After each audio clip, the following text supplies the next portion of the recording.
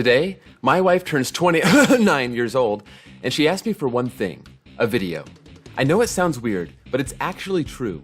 Since she is a Gemini and she was born in the 90s, she wanted me to find coasters that are Geminis that were built in the 90s. And since she was born on the 13th, she wanted me to rank up the 13 best ones. Geminis are born between May 21st and June 21st. Not all 90s coasters have exact opening dates, so I did the best I could. So here it is. These are the 13 best Gemini coasters from the 1990s.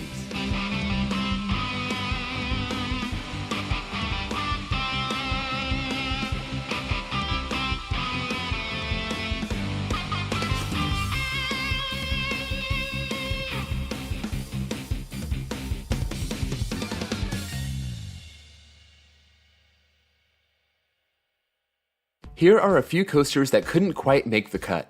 The very first GCI coaster, Wildcat at Hershey Park, opened on May 26, 1996. Even though it's a solid coaster after 24 years, the track needs some help, and the layout isn't all that good. Six Flags Great Adventure is known for its great pair of Intamins from the mid-2000s, but there was one from June 3, 1996, the indoor coaster Skull Mountain. This has a cult following, but after the awesome first drop in the back row, there's not much else there. Finally, there were a pair of dueling wooden coasters that turned into RMCs. Twisted Twins at Kentucky Kingdom opened on June 20th, 1998, and Gwazi opened on June 18th, 1999.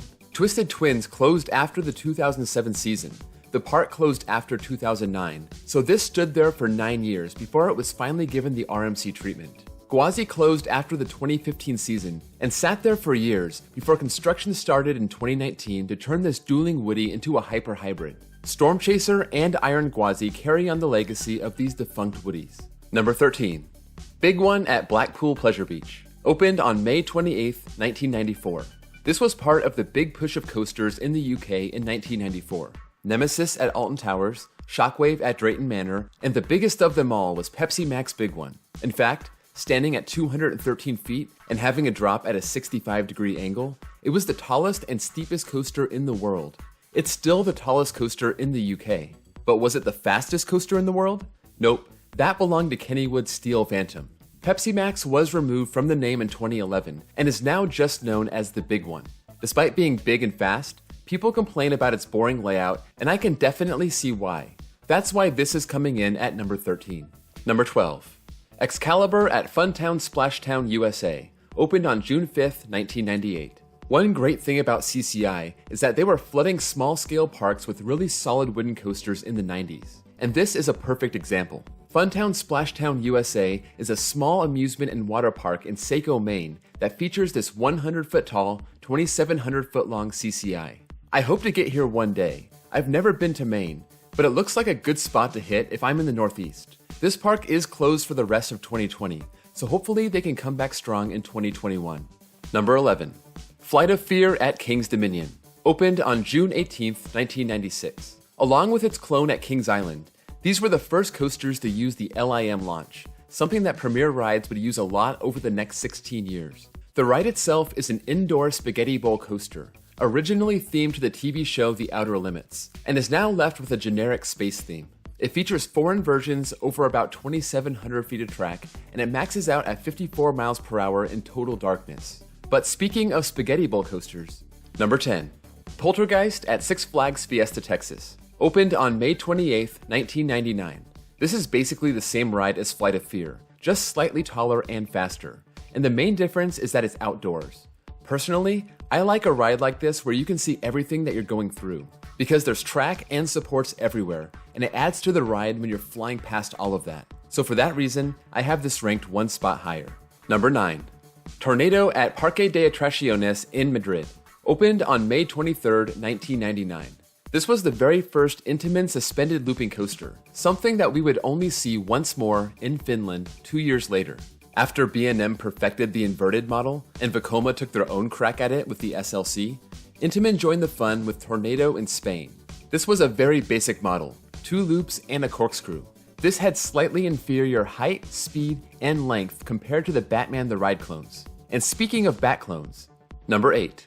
Batman the Ride at Six Flags Over Texas. Opened on May 26, 1999. Over Texas was a little late to the Batman party.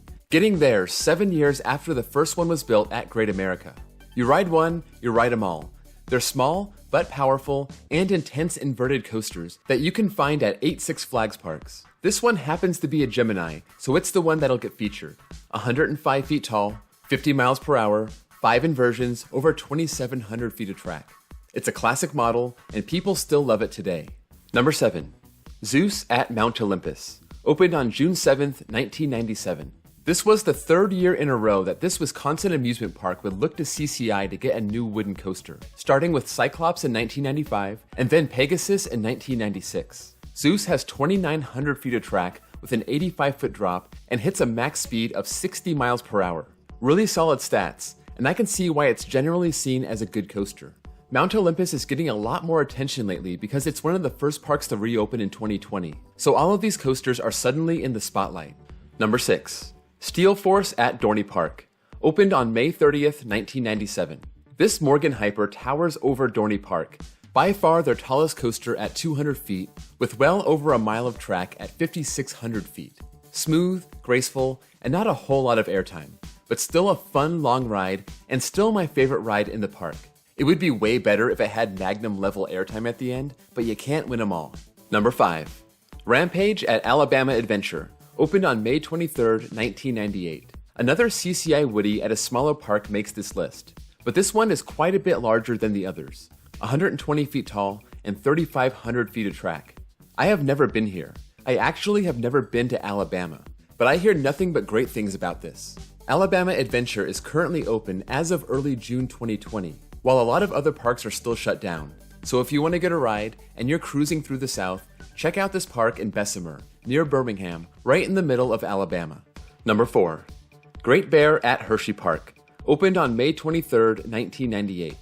If you saw my video where I ranked the US inverted coasters, you know that I love this thing. After a random helix to start the ride, it drops into 3 inversions that run by a river. The rest of this ride has to contour itself so it doesn't run into super duper looper. I mean, look at those crazy supports. This invert is weird and it's quirky and it has an awesome setting.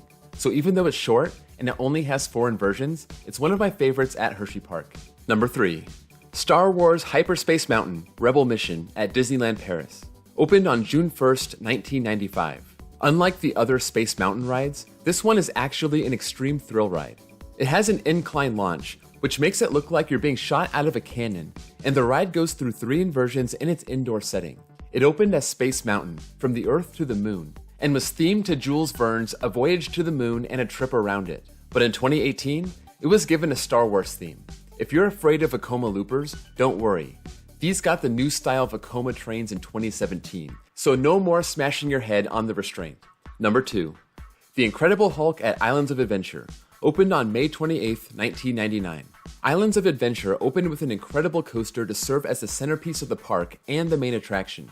The 7-inversion B&M sit-down looper called the Incredible Hulk. This was the first B&M to feature a launch. After an enclosed lift takes you most of the way to the top, a tire-propelled launch thrusts you up to 40 miles per hour and through a 0G roll, and then dives down the 105-foot drop into the iconic Cobra roll. This thing gave so many rides in its first 16 years that the track got so worn out, so it was torn down and rebuilt in 2016. I got to ride this a few times in 2012, and it was a great ride, but not quite the best of the Gemini coasters of the 90s, and not even the best in the park. Number 1. Dueling Dragons at Islands of Adventure. Opened on May 28th, 1999. The other B&M at Islands of Adventure is actually better than the beast that I just described. Dueling Dragons is the only dueling inverted coaster ever built, and the genius of this model was how it was designed for multiple interaction points. The weight of the trains even came into play, and the system knew when to dispatch each one so they would sync up during the ride. There was an airtime hill over a 0G roll, side-by-side loops, and interlocking corkscrews. This ride really did look like dragons fighting each other while intertwining with one another. Great coaster, and unfortunately, it was closed and scrapped in 2017 because life isn't fair. So that's a wrap for the top 13 Gemini coasters of the 1990s. I want to again wish my wife a happy birthday on this, her 21st birthday, according to her. Thank you for putting up with my coaster obsession and waking up in the morning frantically looking to see if it's possible to get a flight that day to the next big thing out there. Together, we'll We'll make Sophie's dream coaster count come true. This is going to be my number 397. And Sophie, I lost count for yours for now. I think you're around like 43. 43? I want to have 1,000. 1,000? All right, let's get on that. If you want to follow her on Instagram, she's Iconic Coaster Thrills. No YouTube channel yet, but maybe we can pressure her to start one. So thank you all for watching this random countdown video, and I'll see you all next time.